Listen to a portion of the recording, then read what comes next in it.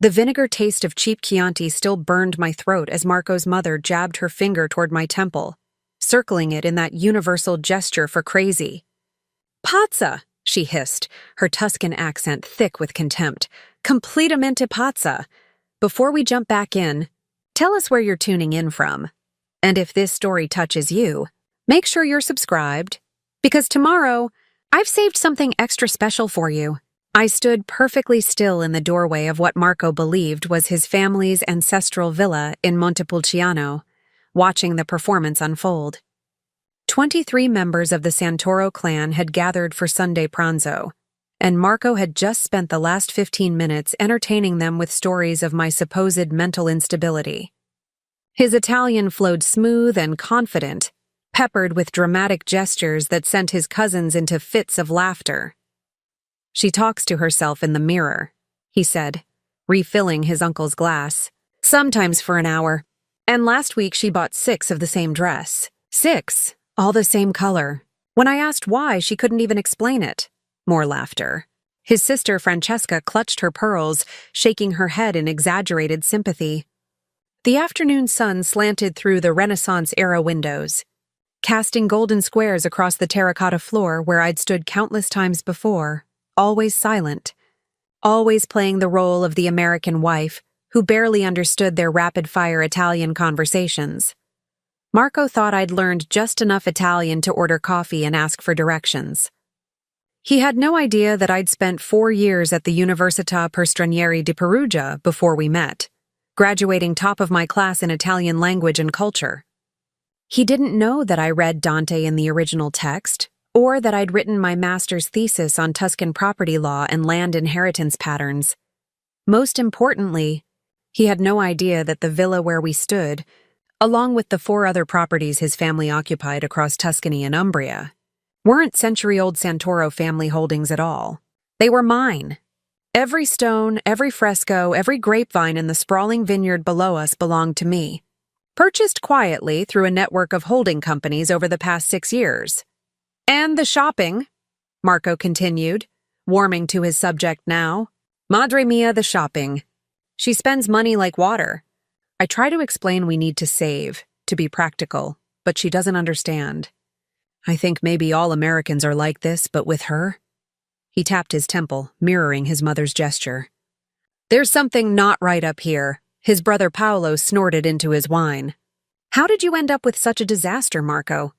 Couldn't you find a nice Italian girl?" "I was young," Marco said with an exaggerated shrug. "Stupid. She seemed sweet at first, quiet. I thought she'd be manageable, but now, Madonna, the things I have to deal with." The word manageable echoed in my ears. I took a slow breath, feeling the weight of the leather portfolio in my hands. Inside were documents that would shatter this comfortable afternoon into 1,000 pieces. Deeds, contracts, loan agreements, 6 years of careful planning condensed into irrefutable legal proof. "Marco," his Aunt Julia called from the long wooden table laden with empty pasta bowls and scattered breadcrumbs. "When are you going to do something about this situation? A man can't live like this, constantly managing a crazy wife. It's not healthy." "Soon, Zia," Marco assured her. "Very soon. I'm speaking with a very good lawyer in Florence. We'll have the marriage annulled. Mental instability? That's the grounds. With proper documentation, it should be straightforward." My grip tightened on the portfolio. So that was his plan. 6 months ago, I'd noticed Marco spending unusual amounts of time on his phone, ducking into other rooms for whispered conversations. I'd hired a private investigator expecting an affair. What I found was somehow worse. He wasn't planning to leave me for another woman. He was planning to have me institutionalized. The investigator had uncovered Marco's consultations with a psychiatrist in Rome, where he'd been building a case file. Every quirk, every moment of distraction, every time I'd preferred staying home to attending another endless Santoro family gathering, had been documented and pathologized. The 6 identical dresses, a carefully planned photography project for my textile import business, which Marco knew nothing about. The mirror conversations? Me practicing presentations for business meetings I conducted in English, away from his suspicious eyes. The American laws are so complicated, Francesca said, waving her hand dismissively. Here in Italy, we understand that sometimes these things must be handled delicately. A good doctor, the right paperwork, and poof. Problem solved. Exactly, Marco agreed. And once she's properly cared for in a facility, I can get on with my life. Maybe find someone suitable. Have the family I deserve, the family he deserved. I almost laughed. For 6 years, I'd played the perfect supporting character in the Santoro family drama. The quiet American bride who'd somehow trapped their golden boy Marco during his brief consulting stint in Boston. I'd sat through countless Sunday meals, enduring their barely concealed contempt, their comments about American stupidity, their pitying looks whenever Marco made another joke at my expense. They thought I couldn't understand. They thought I was too simple, too foreign, too other to grasp the nuances of their language and culture. They had no idea that every insult, every dismissive comment, every plot and scheme discussed in rapid Italian had been perfectly clear to me from day one. Marco had never asked about my education. He'd seen my bachelor's degree in business from Boston University hanging on my apartment wall, but he'd never questioned what else I might have studied. He'd never wondered why I'd sometimes spent weekends in New York when we were dating, or why packages from Italy arrived regularly at my door. He'd been too focused on himself, on his own narrative of the successful Italian businessman who'd charmed a naive American girl. The truth was far different. I'd gone to Italy at 21, heartbroken and directionless after my father's sudden death. He'd been a real estate developer, and his unexpected passing had left me with a substantial inheritance and no idea what to do with my life. In Perugia, I'd found purpose. I'd fallen in love with the language, the architecture, the complex layers of Italian history and law. I'd also fallen in love with Italian property. Italy, I'd learned, was full of crumbling villas and forgotten estates. Families who'd held properties for generations often couldn't afford their upkeep. The inheritance laws were labyrinthine, creating situations where ownership was disputed or unclear. For someone with capital, patience, and proper legal knowledge, it was an opportunity. Over 4 years, I'd quietly purchased 7 properties. I'd restored them carefully, honoring their history while making them profitable. 3 I'd converted into luxury vacation rentals that commanded premium prices. 2 became boutique hotels. The remaining 2, including this villa, I'd kept as personal investments, planning to eventually create an artist retreat program. Then I'd met Marco at a friend's wedding in Boston. He'd been charming, attentive, full of stories about his important work in international business consulting. He'd pursued me aggressively, talking about fate and destiny, about how he'd never met an American woman so elegant, so sophisticated. I'd been flattered. Lonely, too, if I was honest. My years in Italy had been academically fulfilling, but socially isolated. When Marco proposed after just 8 months, I'd said yes. But I'd also been careful. The prenuptial agreement had been ironclad, drafted by the best lawyers in Boston and Florence. Marco had signed it eagerly, barely reading the terms. Why would he? He'd believed I was just a woman with a decent inheritance, living off my late father's real estate money. He had no idea about the Italian properties, the business I'd built, the careful network of holdings I'd established. We'd married in a small ceremony in Boston. Then Marco had suggested moving to Italy. My family would love to see me settled here, he'd said. And you love Italy, don't you? We could have such a wonderful life. Preparing and narrating this story took us a lot of time, so if you are enjoying it, like this video, it means a lot to us. Now back to the story. I'd agreed, curious to see how it would unfold. Marco had installed us in what he'd told me was his family's villa in Montepulciano, casually mentioning that it had been in the Santoro family for 6 generations. I'd said nothing, just smiled and admired the frescoes I'd personally commissioned a Florentine artist to restore 3 years earlier. The villa had been a ruin when I'd bought it. The previous owners, a distant branch of the Medici family tree, had been desperate to sell. No heat, no plumbing, roof half collapsed. I'd spent 18 months and a considerable fortune bringing it back to life. The property records showed ownership under Berkshire Holdings Limited, one of my shell companies. Marco had never thought to check, but the villa was just the beginning. Over the next few years, as I'd played the role of the simple American wife, I'd quietly purchased 4 more properties that the Santoro family occupied. Marco's mother's apartment in Florence? Mine, purchased from the nearly bankrupt nephew who'd inherited it. Paolo's farmhouse in Umbria? Foreclosure sale. Snapped up by another of my holding companies. The cousin's rental properties in Siena? Part of an estate sale I'd acquired through a proxy. The Santoro family, I'd discovered, was swimming in debt. For all their aristocratic pretensions, they'd been hemorrhaging money for decades. Bad investments, expensive tastes, and a complete inability to adapt to modern economic realities had left them desperately juggling payments and mortgages. They'd survived by selling off properties piecemeal, often to buyers they never met. Transactions handled by distant lawyers and banks. I'd been one of those buyers, patient, strategic, anonymous.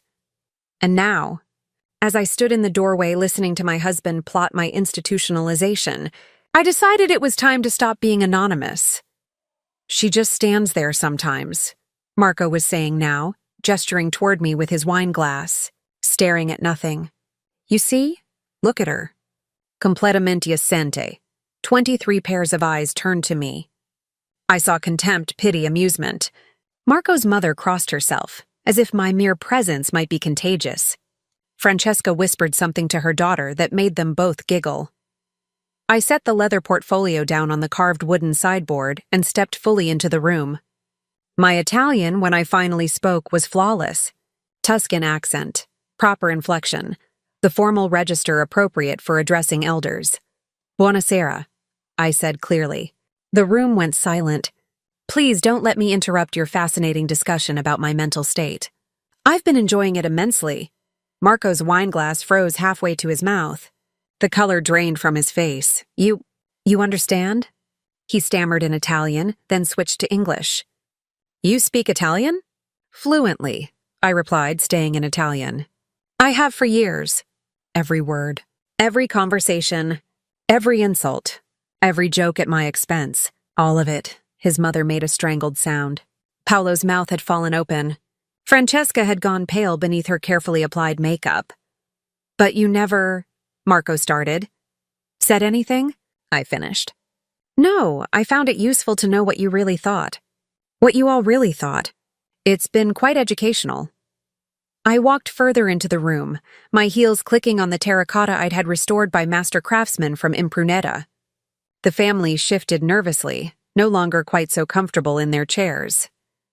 6 years, I continued, my voice steady and clear. 6 years of Sunday pranzo. 6 years of being called stupid, crazy, incompetent. 6 years of listening to you plot and scheme, all while assuming I couldn't understand a word.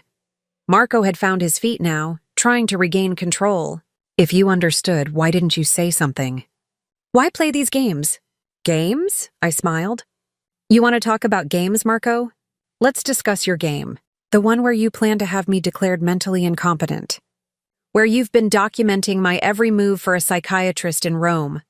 Where you've been laying the groundwork to have me institutionalized so you can… What was the phrase? Get on with your life. The room had gone deadly quiet. Marco's uncle slowly set down his glass. I have no idea what you're talking about, Marco said, but his voice had lost its confidence. Don't you? I retrieved the portfolio from the sideboard and opened it. Dr. Ricci sends his regards, by the way.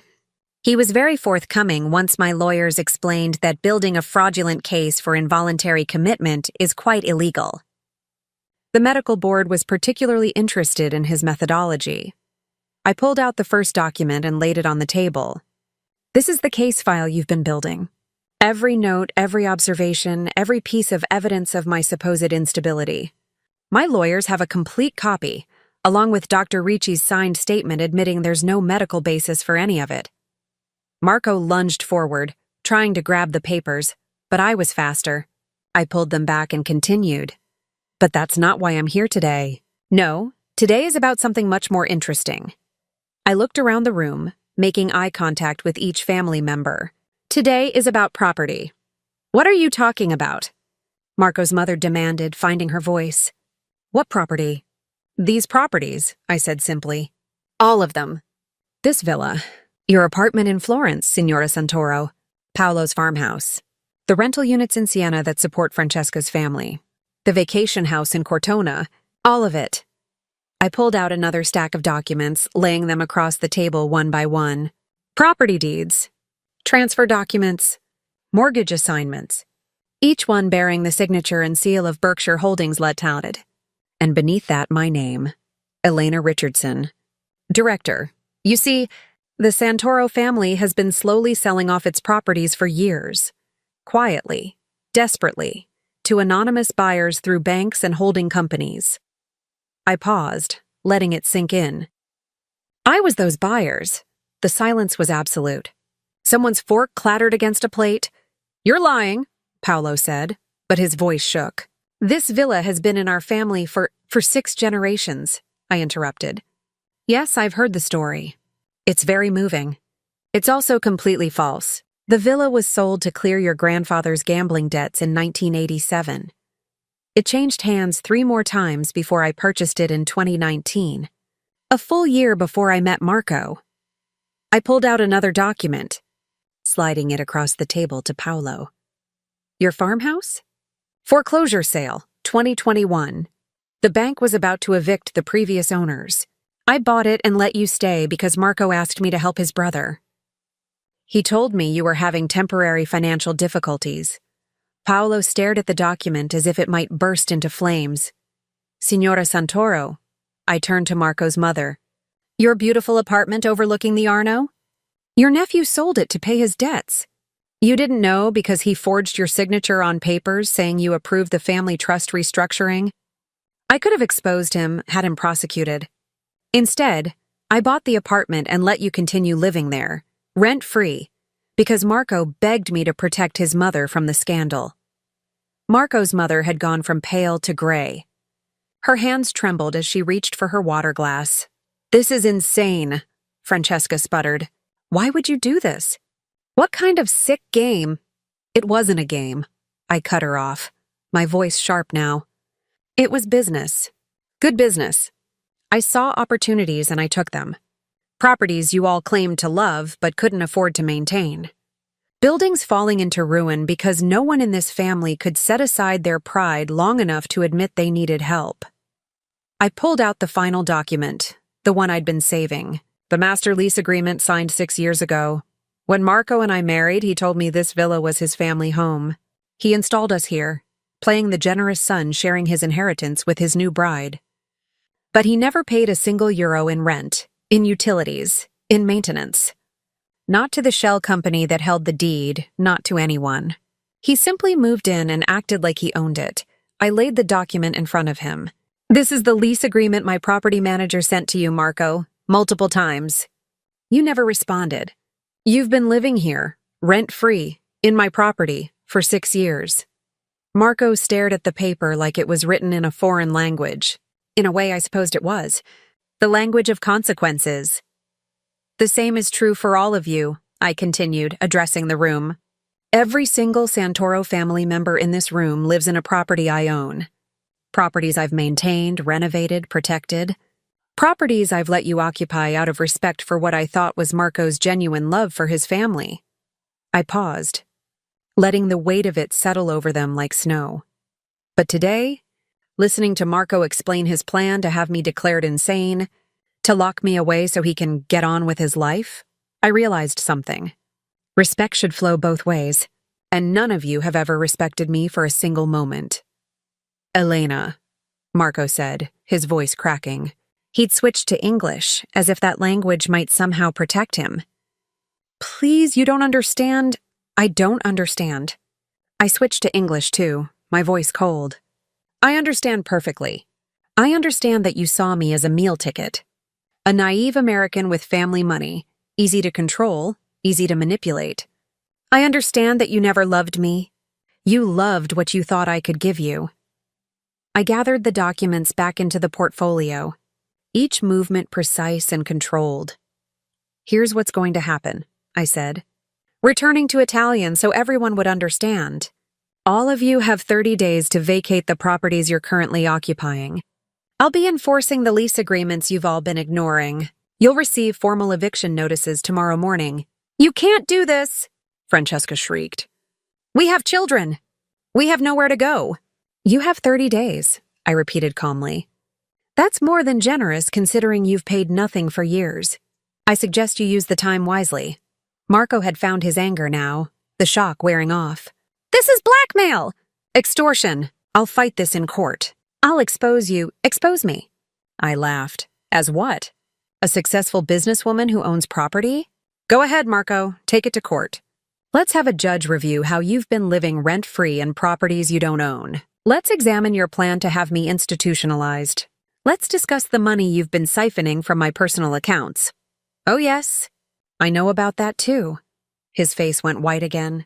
The difference between us, Marco, is that everything I've done is completely legal. Every purchase, every contract, every transaction. My lawyers have reviewed everything a dozen times. Can you say the same? The silence stretched out, broken only by the sound of someone crying quietly. I thought it might be his Aunt Julia. I tried, I said more quietly now. I really did. I came to Italy young and heartbroken, and I fell in love with this country. With its history, its beauty, its complexity. I learned the language, studied the culture, built a life here. When I met you, Marco, I thought maybe I could have both. The business I'd built and a real family. A real home? I looked around the room at their shocked, angry, fearful faces. But you never wanted a wife. You wanted a fool. Someone to mock and diminish and control. All of you did. And I'm done playing that role. I walked to the door, then turned back one last time. The villa will be converted into an artist retreat, as I originally planned.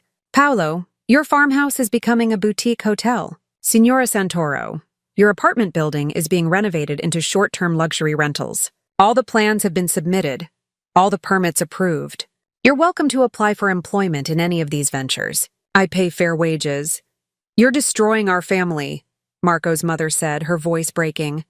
No, I replied softly. I'm finally standing up for myself. There's a difference. I left them sitting in the wreckage of their assumptions, their comfortable lies about family heritage and American stupidity. The leather portfolio felt lighter in my hands as I walked down the corridor I'd restored, past the frescoes I'd saved, through the doorway I'd rebuilt stone by stone. My car was parked in the courtyard, already packed with the few personal belongings I actually cared about.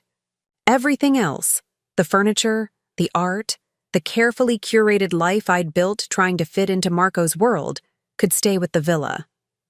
None of it had ever really been mine anyway.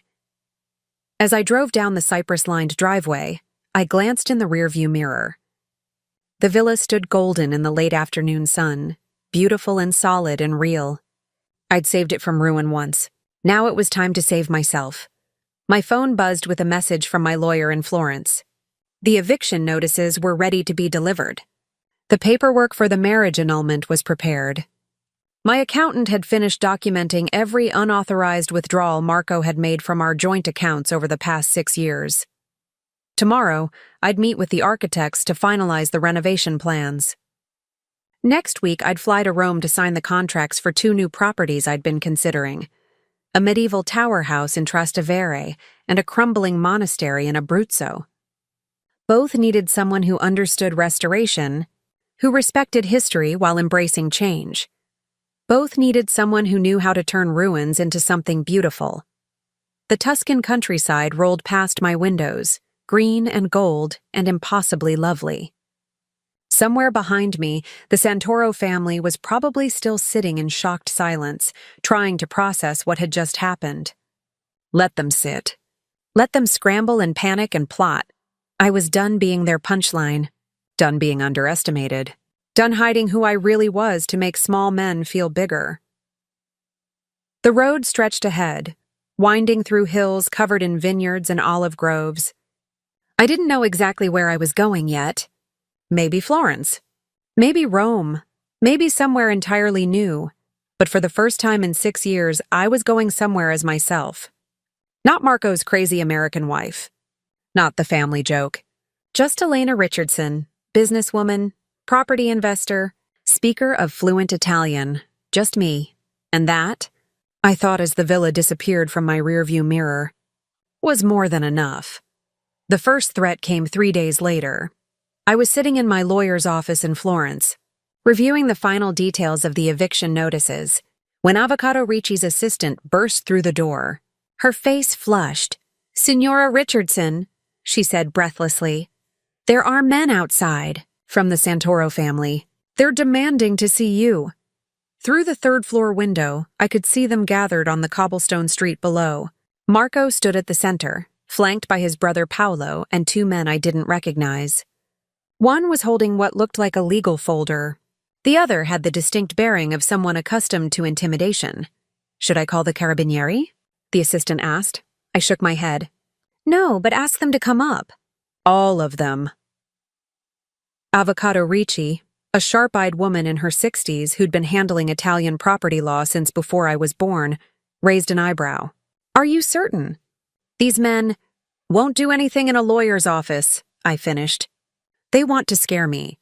Let them try." 5 minutes later, Marco and his entourage crowded into the elegant conference room. The morning light through the tall windows illuminated the fury on Marco's face, the calculated coldness in Paolo's eyes, and the predatory confidence of the 2 strangers. "Elena!" Marco started, his voice tight and controlled. "We need to talk about this situation.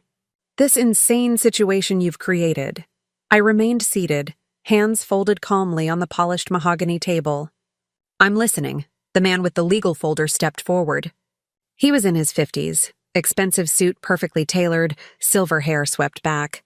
Everything about him screamed old money and older connections. "Signora Richardson, I am Avvocato Dante Moretti. I represent the Santoro family interests. What you have done constitutes fraud, manipulation, and exploitation of vulnerable individuals. We are prepared to take this to the highest courts in Italy." "On what grounds?" Avocado Ricci asked coolly, not even bothering to look up from her notes. "On the grounds that Signora Richardson deliberately concealed her ownership of these properties while entering into a marriage with Marco Santoro," Moretti said smoothly. "She used deception to insert herself into a respected Italian family, manipulated property sales through shell companies, and has now weaponized her deceit to destroy a family's heritage." It was a good speech, probably practiced in the mirror. I let him finish before I spoke. "Interesting theory," I said. "One small problem. I purchased every single property before I met Marco. The dates are all documented. The villa in Montepulciano, bought in March 2019. Marco and I met in June 2020, 14 months later." I pulled out my own folder, sliding copies of the purchase agreements across the table. Each one clearly dated, notarized, registered with the proper authorities. "The farmhouse in Umbria," I continued, "purchased in January 2021. Marco and I married in October 2021. The apartment in Florence, August 2020, 2 months after we met, before we were even seriously dating." Moretti's jaw tightened almost imperceptibly. Behind him, Paolo shifted his weight. "So you see," I said pleasantly, "I didn't use my marriage to acquire these properties. If anything, my marriage interfered with my business plans. I'd intended to convert the villa into an artist retreat 3 years ago. I delayed because Marco wanted to live there." "You still deceived him," Moretti pressed. "You concealed material assets during the marriage. That constitutes fraud under Italian law." "Does it?" Avocado Ricci finally looked up, and her smile was razor-sharp.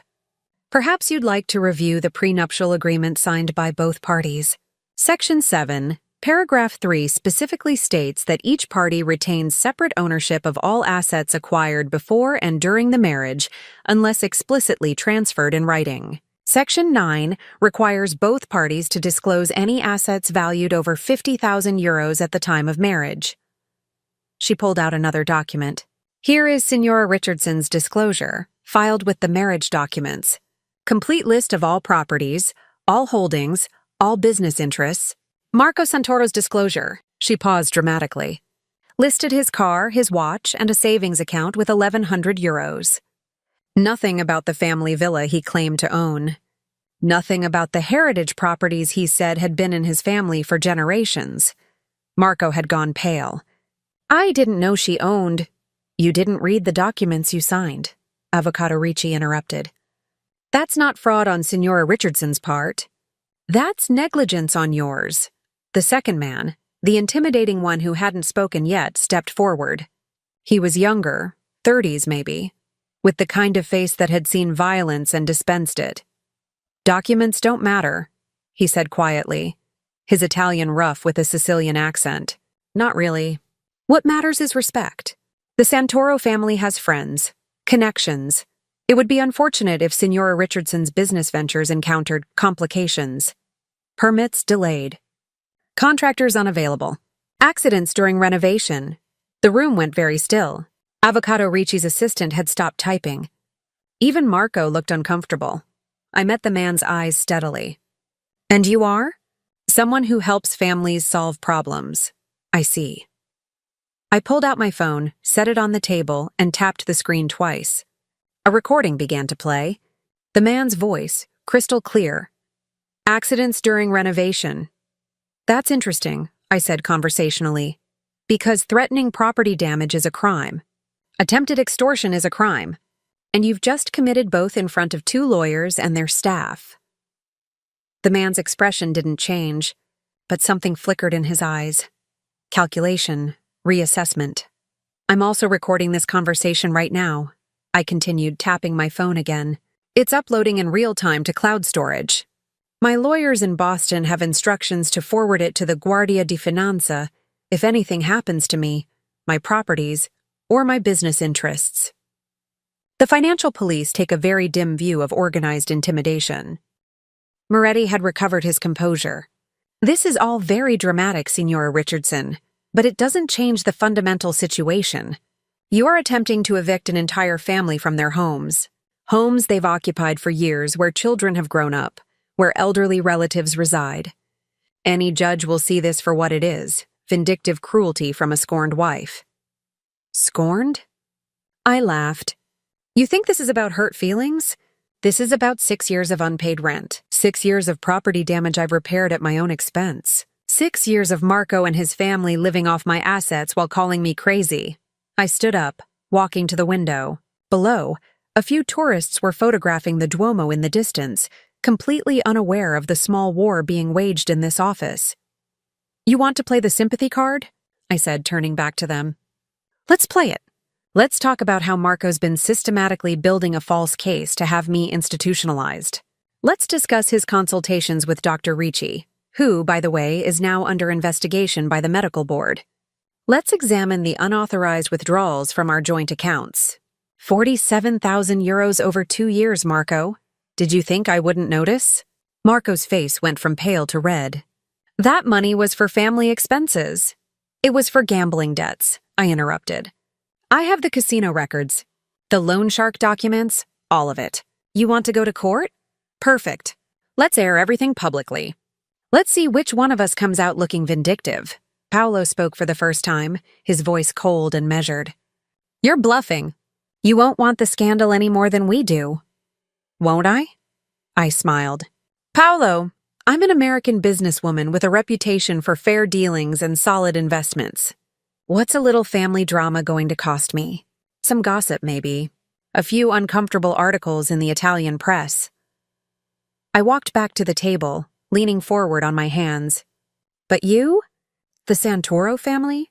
You're banking on your reputation, on the illusion of old money, old connections, old respect.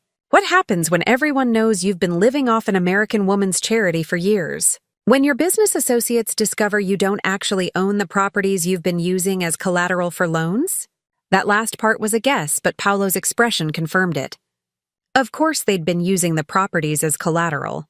How else would they maintain their lifestyle? You're going to regret this, Moretti said, gathering his papers. Italy takes care of its own. You're an outsider, Signora Richardson. You always will be. No matter how good your Italian is, no matter how many properties you own, you will never truly belong here. And when you need permits, approvals, cooperation from local authorities. He shrugged. Well, things can become very difficult for outsiders. Is that a threat? Avocado Ricci asked sharply, It's a reality, Moretti replied. Simply the way things work in Italy. I let them reach the door before I spoke again. Avocado Moretti, before you go, you might want to know that I had lunch yesterday with Assessore Bellini from the Florence City Planning Office. Lovely woman. We discussed my renovation plans for the apartment building on Via dei Bardi. She was very enthusiastic, especially when I explained how the renovations would create 30 local jobs and preserve historical features the current tenants have been damaging. Moretti paused, hand on the doorknob. I also had coffee with Commissioner Russo from the Property Registry Office. And last week, I attended a fundraiser for the Cultural Heritage Foundation, where I committed €200,000 toward preservation projects in Tuscany. The mayor himself thanked me personally. I walked toward them, my heels clicking on the marble floor. You see, Avocado Moretti, you're right about one thing. Italy does take care of its own. But its own includes people who invest in communities, create jobs, preserve heritage, and contribute meaningfully to Italian culture. You know what Italy doesn't protect? Parasites who hide behind family names while contributing nothing but debt and decay. I opened the door wider, gesturing for them to leave. So, yes, please. Go ahead and use your connections. Call in your favors. See what happens when your old boy network goes up against someone who's actually been making Italy better, rather than bleeding it dry. The intimidator moved first, brushing past me with a muttered curse. Paolo followed, his jaw clenched. Moretti lingered a moment longer, measuring me with professional calculation. This isn't over, he said quietly. I know, I replied just as quietly. But every day it continues, more people will see the evidence. More officials will see the documents. More judges will review the facts. And every day the Santoro family reputation will deteriorate a little more. So please draw this out. Take your time. I have excellent lawyers and infinite patience. Marco was the last to leave. He stopped in the doorway, and for a moment, I saw something in his face that might have been genuine pain. I did love you, he said in English. At first. Maybe I still do, a little. No, Marco, I replied, also in English. You loved the idea of me, the controllable American wife who'd give you status and money without asking questions. You never knew me at all. And you? He asked bitterly. Did you ever love me? Or was this all some long game, some revenge fantasy? I thought about that. About the woman I'd been when we met, lonely and hopeful and foolish enough to believe that hiding my success might protect it. About the gradual erosion of that hope as I'd realized what Marco really wanted from me. I wanted to love you, I said finally. I tried very hard to love you. But you can't love someone who only wants you small and quiet and grateful. You can't build a life with someone who sees your success as a threat rather than a celebration. He nodded slowly, something like understanding crossing his face. Then it was gone, replaced by the familiar mask of wounded pride. You're destroying my family, he said. No, I corrected. I'm saving myself. There's a difference. After they left, Avocado Ricci poured us both espresso from the machine in the corner of her office. Her hands were steady, but I noticed she checked the street below before sitting down. That man, she said, the Sicilian. He's dangerous. You know that, yes? I know. And the threats about permits, about difficulties with authorities. Also real, I acknowledged. Some of them. But Moretti overplayed his hand. The kind of connections that matter in modern Italy don't come from old family names. They come from being genuinely useful. The mayor, she said. The assessore. Those were real meetings. Every word. I sipped my espresso. I've been building those relationships for years, Avocado. Not as leverage. Just as good business. But now? Yes, I'll use them if I have to. She studied me over her cup. You knew this was coming. The threats, the intimidation. You prepared for it. I prepared for everything, I said. Or I tried to. Marco's not wrong that this is complicated. Italian family law, property rights, the cultural weight of heritage, it all matters. But so do facts, documents, evidence, and I have all of those. Over the next 2 weeks, the Santoro family tried everything. They had articles planted in local papers about the American businesswoman destroying Italian heritage. They organized a small protest outside the villa, though it fizzled when only 8 people showed up.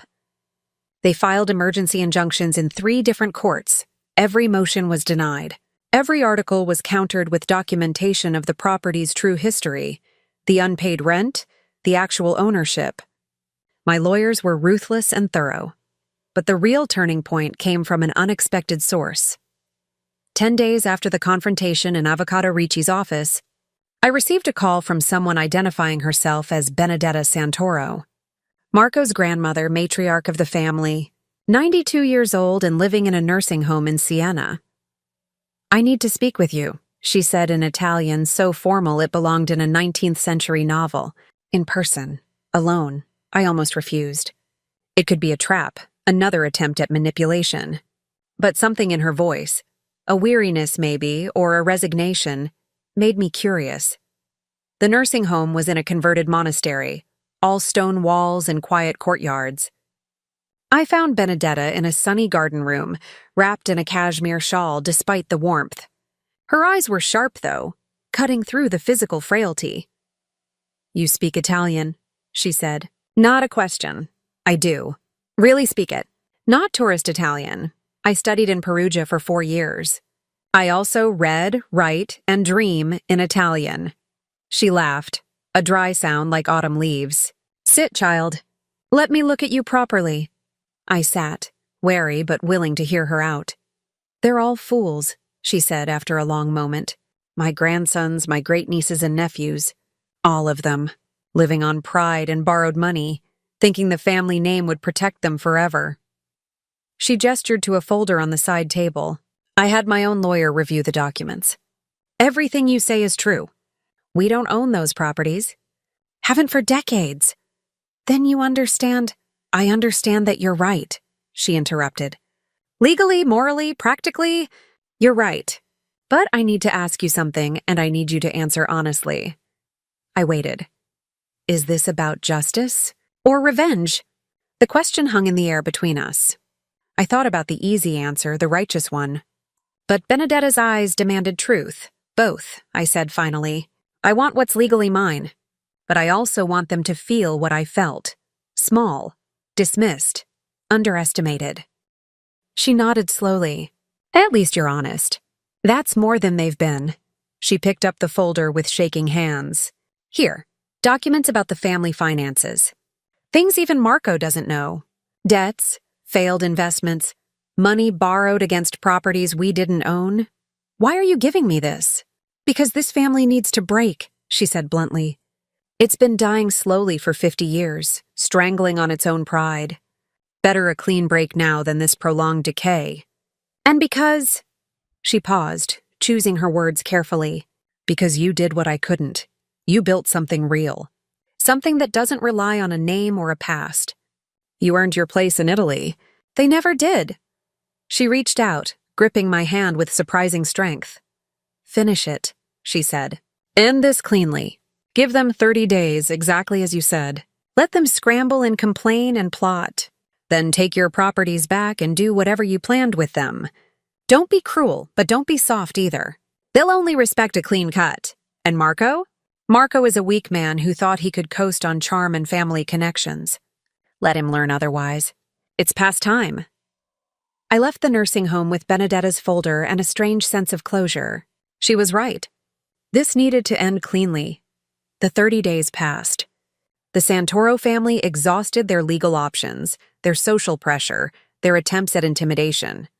In the end, they moved out quietly, scattered to various apartments and houses they could actually afford. Marco filed for divorce, citing irreconcilable differences. I didn't contest it. The prenup held. He left the marriage with exactly what he'd brought to it: his car, his watch, and his debts. 6 months later, the villa in Montepulciano opened as the Elena Richardson Center for Arts and Letters, a residency program for emerging artists, writers, and musicians. No application fees, no selection based on connections or names, just talent and need. Paulo's farmhouse became a boutique hotel that employed 15 locals and sourced everything from nearby villages. The apartment building in Florence, after careful renovation, became affordable housing for young professionals and students, with rents deliberately set below market rate. I kept my promise to pay fair wages. 3 former Santoro family members actually applied for jobs at my various properties. 1. Marco's young cousin Julia became the assistant manager at the boutique hotel. She was good at it too, competent and professional, untainted by the family's old arrogance. As for Marco, I heard through mutual acquaintances that he'd moved to Milan, got a real job, not a prestigious one, shared an apartment with 2 roommates, was learning slowly what it meant to build something rather than inherit it. I hoped he'd figure it out. I really did. But that was his journey now, not mine. Me? I bought that medieval tower house in Trastevere, and the monastery in Abruzzo, and a falling-apart palazzo in Venice that everyone said was impossible to restore. I proved them wrong. Italy became my home in a way it never had been when I was trying to fit into the Santoro family. I joined the local business association, funded preservation projects, hired Italian craftspeople, and paid them well. I learned the dialects, the regional differences, the subtle social codes I'd missed before, and I stopped hiding. Stopped playing small, stopped pretending to be less than I was.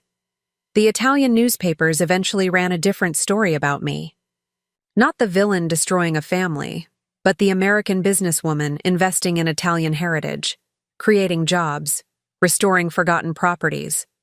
Someone wrote a profile calling me the guardian of Italy's architectural soul. I framed that article and hung it in my office, not out of pride, but as a reminder of what I'd built, what I'd survived, who I'd become. On Sundays, I still sometimes drive past the villa in Montepulciano. I watch the artists arrive for their residencies, carrying their dreams and their determination. I see them discovering the same beauty I discovered, finding the same inspiration. And I remember the woman I was 6 years ago, standing in that doorway while a room full of people mocked her in a language they thought she couldn't understand. I remember her patience, her planning, her quiet certainty that one day she would speak, and I'm grateful to her, that earlier version of myself. Because she knew something I've since proven beyond doubt: the best revenge isn't getting even, it's becoming undeniable. The end. Up next, you've got 2 more standout stories right on your screen. If this one hit the mark, you won't want to pass these up. Just click and check them out. And don't forget to like, subscribe, and turn on the notification bell so you don't miss any upload from us.